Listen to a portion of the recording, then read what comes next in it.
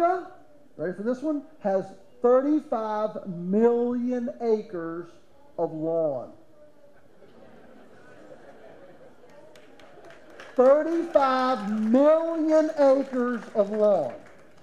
Now, I'm not saying a lawn is sinful, okay? Don't get me wrong. What I am saying is it's crazy to sit here and, oh, no, we can't feed the world, we can't feed the world, we can't feed the world.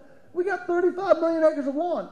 And, to top that off, we've got 36 million acres feeding and housing recreational horses.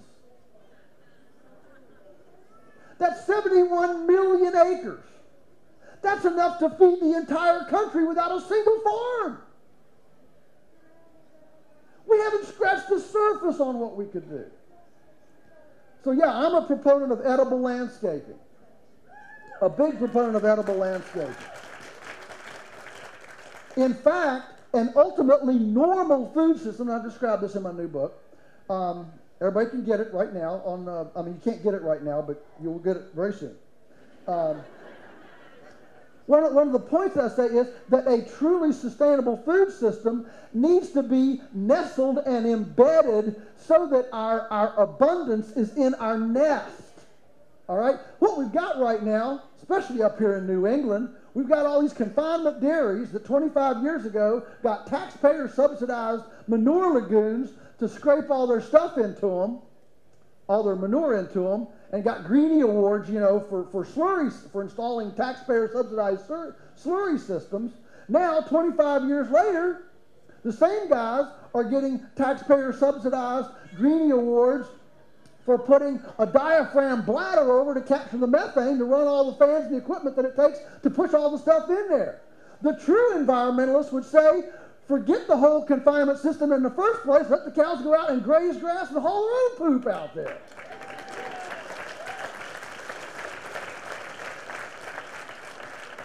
It's the same as these institutional dining systems that get Greenie Awards for figuring out how to truck their tractor-trailer loads of kitchen scraps 10 or 20 miles, down where we are, they're trucking it 30 miles to a composting site. Oh, this is so nice. I'm so glad this is getting composting. Well, folks, what they need to be doing is the historically normal using laying hens as a farmstead salvage operation of all the kitchen scraps, attaching a chicken house to the back of the kitchen so all the scraps go right into the chickens lay eggs, the eggs go in. Now you don't have to truck eggs or truck garbage anywhere.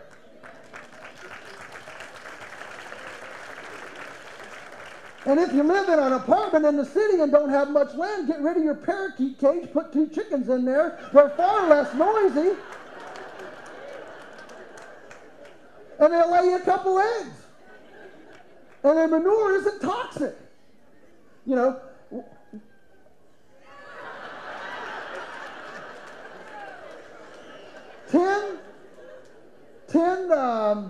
10 chickens make less manure than 1 mid-sized dog.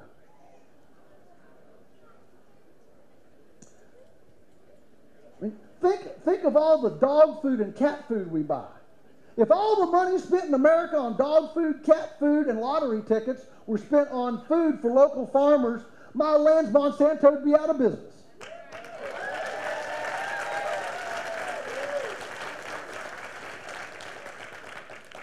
The truth is that today, with the biological things that we see, many of them here at this very fair, from aquaponics to cool little machines to walk behind tillers to foliar sprayers. See, we didn't have a Manhattan Project for compost.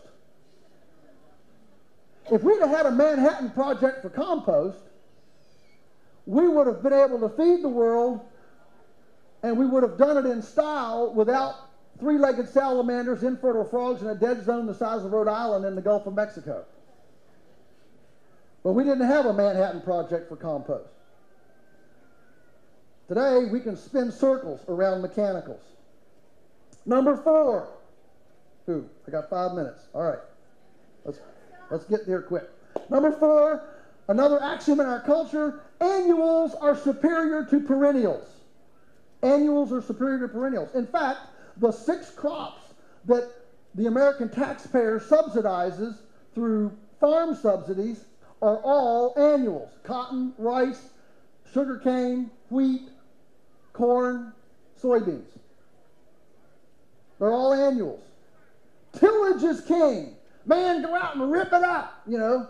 It makes you feel machismo, you know. But nature never tills.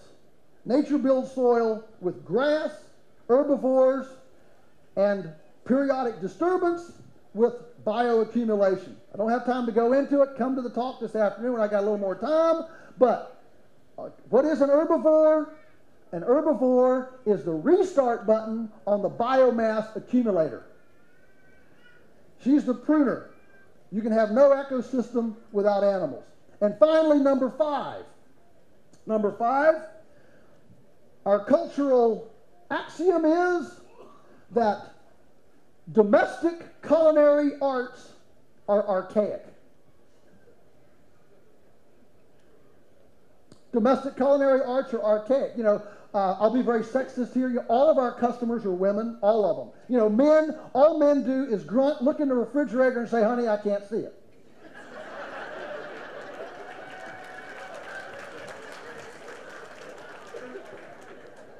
We got a saying at our house all the time, you know, it's a man thing, it's a man thing. All right. Well, 30 years ago,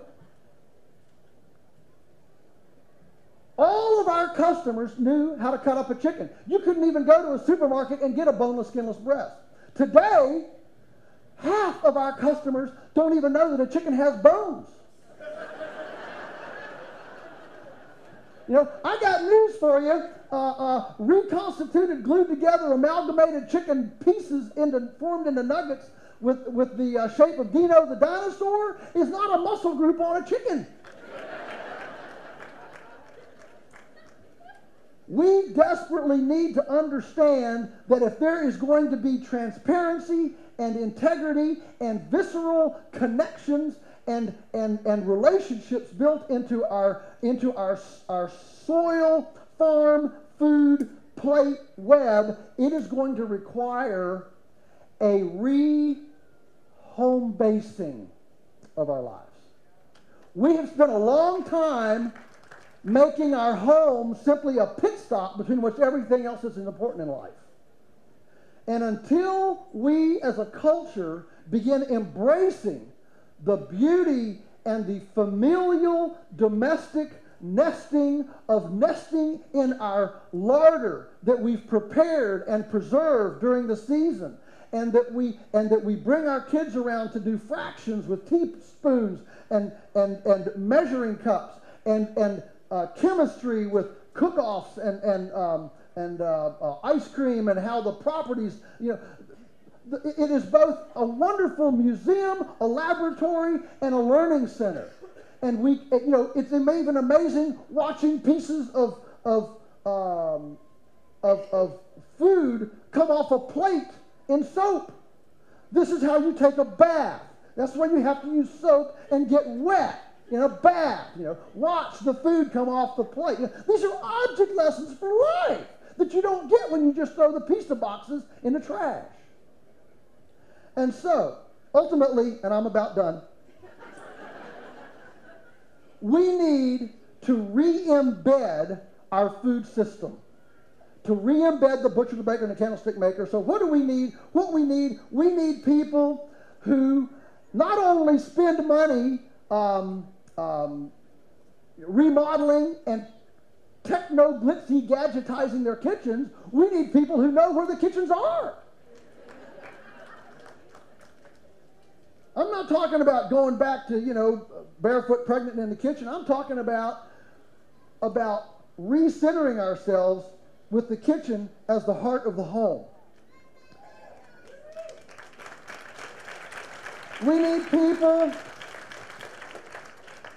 people who appreciate seasonality and aren't miffed when they can't get a fresh tomato in Pennsylvania in January. They should be eating the tomato soup, the salsa, the ketchup, and the canned tomatoes, and the fruit leather, and the frozen tomatoes that they made back when the farmers were throwing them out late in the season because tomatoes were now out of season, and the new thing was rutabagas, root crops, and butternut squash. And we need people who love to know their farmers, who turn off their TV, cancel their Disney vacation, and discover their farm treasures in their own community. Those are the kind of relationships that will actually bring us to become all farmers, eaters, all of us participatory in this great land healing ministry. Now, may all of your carrots grow long and straight. May your radishes be large and not pithy. May the foxes be struck blind at your pastured chickens.